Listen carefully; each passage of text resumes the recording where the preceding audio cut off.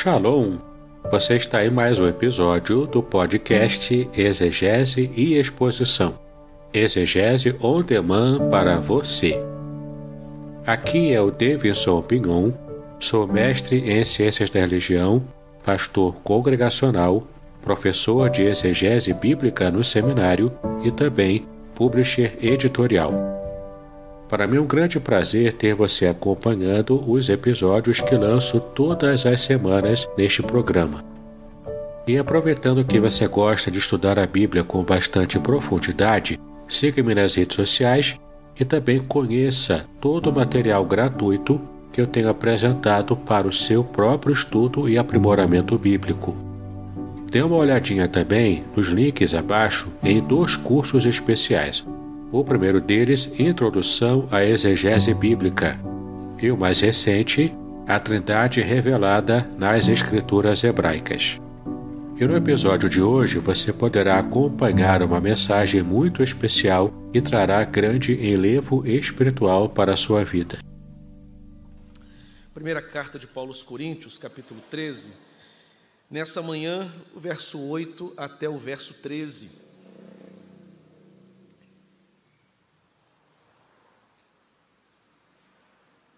O amor jamais acaba, mas havendo profecias, desaparecerão. Havendo línguas, cessarão. Havendo ciência, passará. Porque em parte conhecemos e em parte profetizamos. Quando, porém, vier o que é perfeito, então o que é em parte será aniquilado. Quando eu era menino, falava como menino, sentia como menino, pensava como menino, e quando cheguei a ser homem, desisti das coisas próprias de menino, porque agora vemos como em espelho, obscuramente, então veremos face a face. Agora conheço em parte, então conhecerei como também sou conhecido. Agora, pois, permanecem a fé, a esperança e o amor. Estes 3, porém, o maior é o amor. Deus abençoe a leitura e também a meditação da sua palavra. Se pudéssemos sintetizar numa frase o que Paulo trabalhou nesse capítulo 13, durante todo o capítulo, é de que o amor é a expressão maior de maturidade e de plenitude. O amor é a expressão maior de maturidade e de plenitude.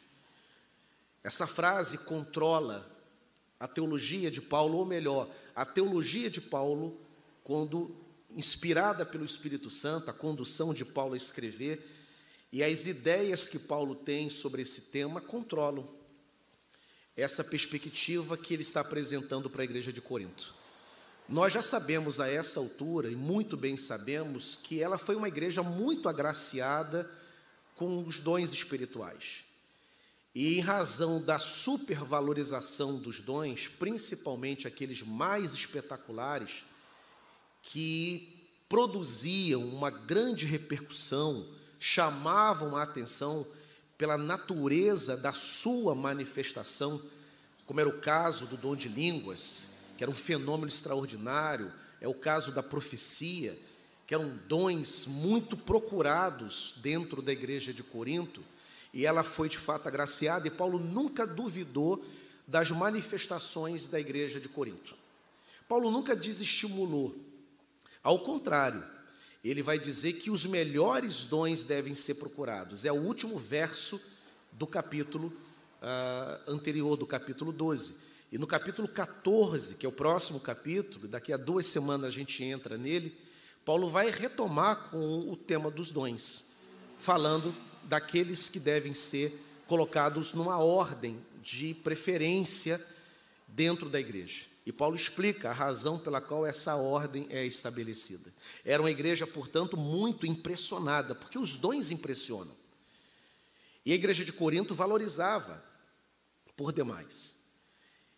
Paulo, como eu disse, não desestimula, mas ele orienta a igreja dizendo, olha, contudo, a manifestação dos dons, ela precisa vir carimbada pelo amor. Porque ainda que a igreja tenha esse desejo de servir a Deus com os dons, ainda que a igreja seja visitada pelo Espírito Santo, mas se ela não for uma igreja amorosa, se os serviços ministrados não forem marcados por laços de amor, de nada adiantará tanto dom, de nada adiantará tanta manifestação poderosa na igreja. Uma igreja poderosa, que recebe muito poder, uma igreja que tem um desejo de servir a Deus com dons extraordinários, mas que não ama, é uma igreja imatura. Por isso que o amor é a expressão da maturidade, não o dom. O dom é uma ferramenta que é dada por Deus para que o serviço seja executado. É um equipamento para que o trabalho seja realizado. Mas ele não expressa a maturidade. A maturidade é expressa no amor, porque Deus é amor. E quando Paulo, portanto, ele trabalha com esse conceito, nessa perícope que encerra o capítulo, alguns destaques são importantes. O primeiro deles é que ele vai deixar bem claro que o amor, ele expressa melhor a maturidade e a plenitude de Deus em nós, porque os dons e os serviços, eles são temporários.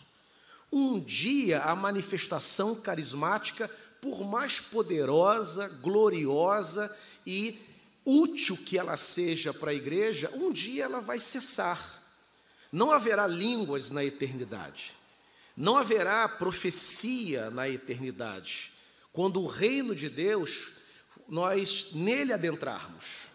Um dia esses dons, eles deixarão de ser executados, porque nesse tempo presente é o momento, é a ocasião na história da redenção em que Deus derramou esses dons. E por meio desses dons, o reino de Deus se espalha, se expande sobre toda a face da terra. Na carta que Paulo escreveu aos Efésios, o Senhor vai dizer no capítulo 4 que Deus distribuiu dons aos homens. A uns ele chamou para apóstolos, a outros para profetas, a outros para evangelistas, a outros para profetas, pastores e mestres. Deus deu dons aos homens, e por meio desses dons, pastores, mestres, profetas, evangelistas, a igreja vai se expandindo, os missionários pregando fazem a igreja crescer. O missionário, que é a palavra grega para missionário, é apostelos, enviados. Quando eles são enviados para uma região, o evangelho se estabelece naquela região. E o reino de Deus vai avançando. E esses apóstolos, esses missionários pregando a palavra, os convertidos vêm. A graça de Deus alcança e com cordas de amor Deus atrai o pecador. E uma vez constituído aquele grupo de convertidos, Deus levanta pastores para apacentar aqueles convertidos. E o reino de Deus vai se expandindo. Os dons têm essa função, fazer o reino crescer. Profetas que são levantados para mostrar os mistérios de Deus para a igreja, para apresentar para a igreja os desígnios de Deus, as direções de Deus, são fundamentais. Mestres que se levantam para ensinar a palavra, são fundamentais para a igreja, e a igreja vai sendo edificada, ela vai crescendo. Um dia esse crescimento terminará. Porque a igreja terá sido arrebatada dessa terra, a consumação de todas as coisas chegará, o reino de Deus na sua plenitude há de se manifestar, a nova Jerusalém vai aparecer, Jesus voltará para buscar a sua igreja, e o fim de todas as eras, o fim de todas as coisas, há de acontecer. E aí, nessa ocasião, os dons não serão mais necessários, não precisará mais a igreja crescer, ela já cresceu tudo o que tinha que crescer. Não haverá mais pregação da palavra, porque não terá mais convertidos para entrar no céu. O fim chegou, Cristo voltou, haverá o julgamento final, haverá o prêmio dos remidos, haverá a distribuição dos galardões, as coroas serão colocadas sobre a nossa cabeça. O reino finalmente emergiu, se estabeleceu, se consolidou. Para que pregação? Não vai ter pregação, não vai ter aula de escola dominical, não precisaremos mais de mestres nos ensinando. Receberemos tudo diretamente do Senhor, sem mediações, sem mediadores, sem intermediários. E aí Paulo está dizendo, vocês brigam tanto pelos dons, a ponto de permitirem que a igreja brigue por causa disso. Supervalorizam uns dons em detrimento de outros, subestimam outros tantos e superestimam outros dons, e estão esquecendo do essencial, do essencial que é o amor, porque ele não cessará, ele permanecerá. Esse é o dom, o fruto e a característica principal de uma igreja e de um servo do Senhor, é a capacidade que ele tem de amar. Paulo também diz nessa perícope, os dons de conhecimento e profecia, eles revelam uma parte do reino de Deus. E é isso mesmo, o dom, ele apresenta para nós uma antecipação do gozo eterno. Desfrutamos um pouco do que pode ser o céu. No momento do louvor, no momento da adoração, nós desfrutamos um pouco do que é estar na presença do Senhor, cercado dos anjos dele, o adorando. Mas é uma antecipação, é um mimo, é apenas uma demonstração. Paulo está dizendo que haverá um momento em que o que é perfeito vai se manifestar. Ele vai dizer, quando vier o que é perfeito, tudo que é em parte será eliminado. Quando vier o que é perfeito, o que é em parte será aniquilado. Jesus Cristo, no seu reino de glória, ele é esse perfeito anunciado aí em Corinto. É o perfeito que nós aguardamos a manifestação. Agora, por melhor que seja estar numa igreja, por mais maravilhoso que seja receber uma bênção de Deus, por mais glorioso que seja recebermos os dons de Deus, sentirmos a presença do Espírito Santo, todas estas experiências representam uma parte muito pequena do todo que Deus quer nos dar. Ora, se a pequena parte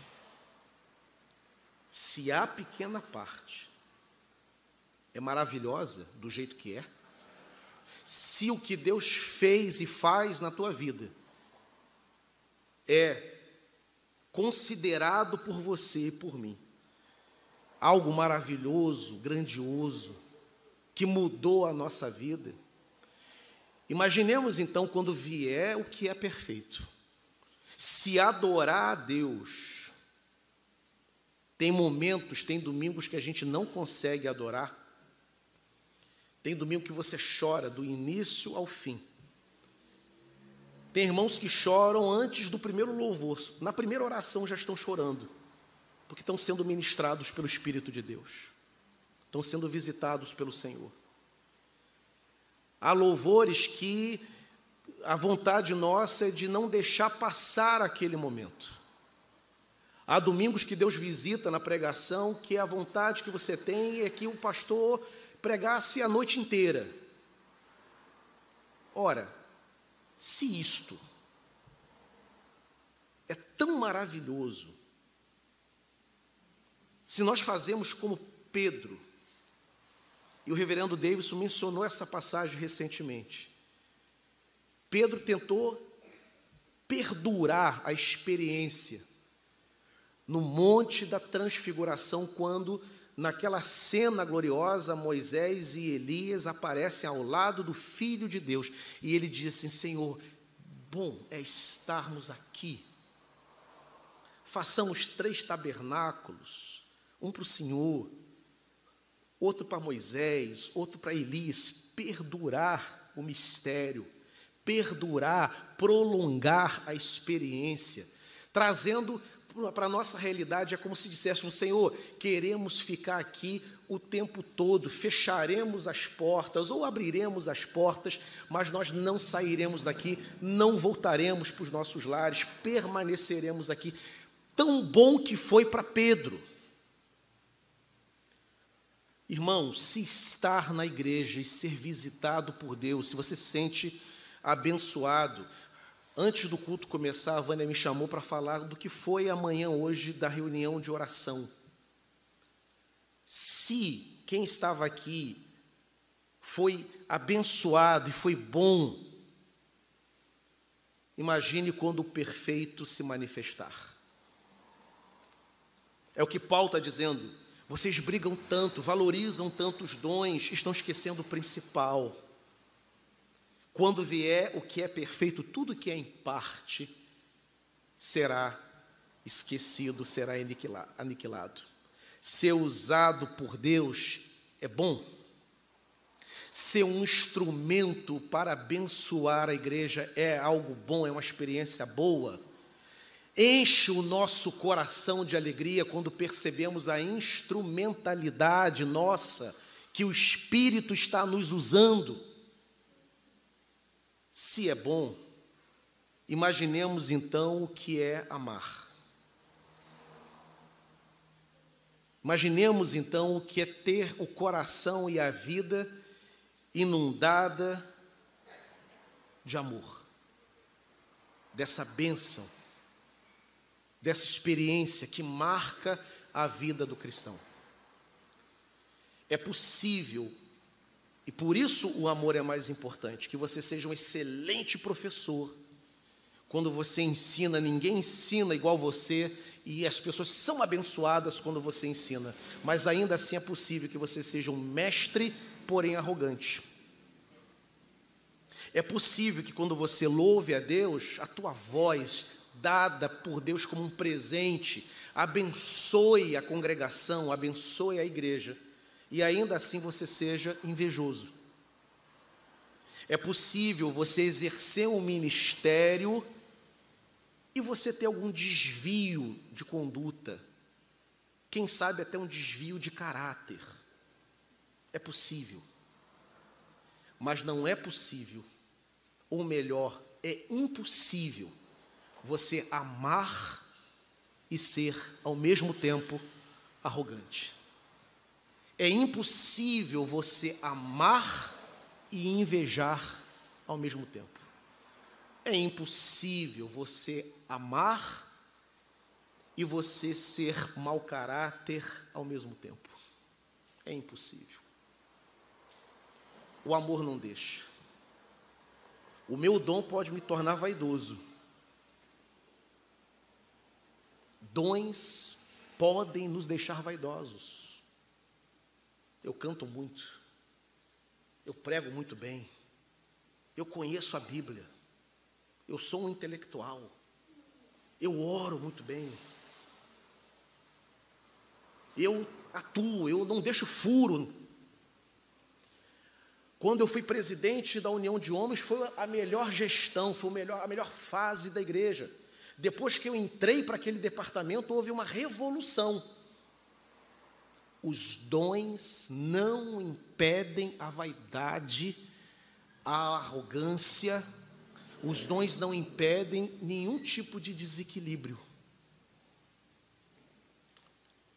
O amor impede. Você nunca vai ver alguém profundamente amoroso que esmague alguém com o tipo de talento que ele tem. É o que Paulo está dizendo, por isso que ele diz, o dom é uma pequena parte, é um aspecto, é um presente, para que a igreja seja servida. Mas se esse dom, esta execução, estas ferramentas não forem colocadas, movidas pela força do amor, não terá serventia alguma. Por isso que Paulo fala, eu vou ensinar para vocês, está falando para a igreja de Corinto, um caminho mais excelente. A igreja carismática, a igreja cheia de serviços, cheia de talentos, precisava também aprender que havia uma bênção muito maior do que aquela que ela já vinha experimentando, que era a bênção do amor. Um dia virá, como eu disse, a consumação do reino de Deus. Estaremos assim para sempre com o Senhor. Em tal dia não será necessário mais nenhum dom, mas naquele dia e por todos os dias, certamente, o amor vai controlar o céu, o amor vai controlar a eternidade. Paulo também, ele vai dizer dessas realidades que são compreendidas apenas em parte. Eu gosto das figuras que Paulo emprega para poder explicar isso. Ele usa a figura do menino. Quando eu era menino, sentia como menino, eu pensava como menino, mas um dia eu cresci e deixei as coisas de menino. Paulo está dizendo que a igreja vai amadurecer, a igreja vai se exercitar de tal maneira, na maior bênção que Deus tem para a igreja, que é a bênção do amor. E todos nós temos que almejar atingir esse nível. Eu não posso me contentar em ter os dons e não amar. Eu serei um cristão incompleto.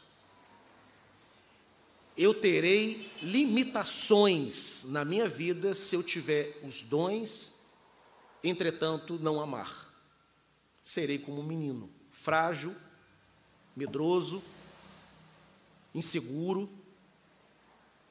Os dons não me oferecem essas características, mas o amor consegue. O amor oferece isso. Não é por menos que Deus se revelou dessa maneira. Quem há de duvidar que Deus aqui é poderoso? Ninguém. Quem há de duvidar que Deus aqui é reto juiz? Ninguém. Todos nós sabemos que Deus é criador. A Bíblia assim diz. Mas é interessante que quando Deus escolhe uma expressão para lhe definir, Ele inspira João a escrever a primeira carta. E ele diz que Deus é amor. Deus não é dom. Deus não é poder. Deus não é julgamento. Deus não é força. Deus é amor. E Paulo, também guiado pelo Espírito, ele vai dizer que o amor de Deus é derramado em nós pelo Espírito Santo que nos foi dado. O mesmo Espírito que concede dons, o mesmo Espírito que dá dom de línguas, o mesmo Espírito que dá dom de profecia, o mesmo Espírito que dá sonhos, o mesmo Espírito que sussurra no ouvido, o mesmo Espírito que imprime certezas no coração, o mesmo Espírito que dá direção, o mesmo Espírito que ilumina, o mesmo Espírito que produz profunda convicção acerca de algo, o mesmo Espírito que revela, o mesmo Espírito que levanta profetas. É o Espírito que derrama amor. O que Paulo está dizendo é o seguinte, olha, a igreja de Corinto, assim como vocês dobram os joelhos pedindo que Deus dê dons, dobre os joelhos e peça que Deus derrame amor. Que haja um batismo de amor na igreja. Que o Espírito de amor seja derramado de tal maneira que nós nos amemos. E que esse amor seja primeiramente experimentado na nossa relação para com Deus. E amar a Deus é uma bênção. Martinho Lutero, quando foi arguido pelo seu confessor Staupes, Lutero era alguém que tinha muito medo de Deus. Ele via Deus como uma espécie de juiz e a lei de Deus como uma espécie de uma flecha, e Deus era como um arqueiro, pronto para poder liberar a flecha contra o coração do homem pecador. Era assim que Lutero via. E tudo que Lutero queria era enxergar Deus como um pai amoroso, e ele não conseguia.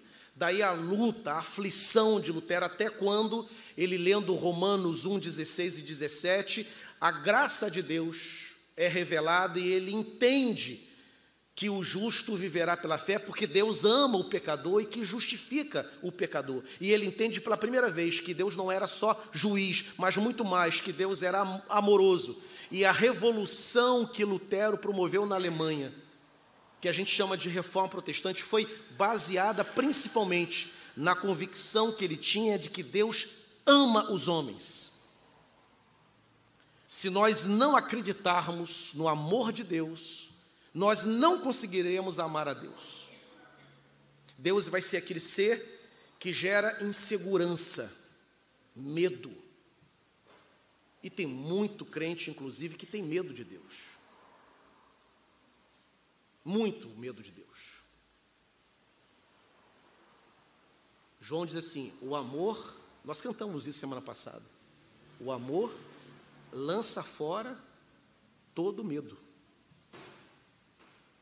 Medo de Deus. Medo do Deus de amor. Foi isso que Jesus veio ensinar. Que o Pai ama. Por que a Bíblia ela é tão insistente nisso? Não poderia deixar Deus ser juiz? E deixar todo mundo na linha? Todo mundo com pavor, com terror. Porque acreditamos que o medo impõe um certo respeito, estabelece uma distância, um certo decoro. Mas a Bíblia não faz questão nenhuma de apresentar Deus dessa maneira. João vai dizer, João 3,16, que Deus amou o mundo de tal maneira. Amou o mundo de tal maneira. E vocês brigando por dons, é o que Paulo está dizendo. Quando tem um Deus que deseja que nós sejamos batizados no batismo do amor, para que o serviço seja excelente, para que o serviço a Deus seja feito, para que a edificação dos homens aconteça, mas que tudo isso venha marcado pelo amor, que foi derramado pelo Espírito Santo no coração de cada um de nós. Deixemos, portanto, as inseguranças dos meninos. Paremos de disputar presentes como as crianças disputam. Paremos com as nossas comparações, de comparar dons, comparar ministérios, porque isso é fruto de vaidade, é o que Paulo está dizendo aqui em Corinto. Possamos insistir em sermos marcados pelo amor nas nossas relações. Paulo conclui, caminhando para a conclusão, ele vai dizer assim, agora nós vemos como num espelho. O espelho no século I não é esse espelho que a gente tem. O espelho de hoje você vê nitidamente seu rosto.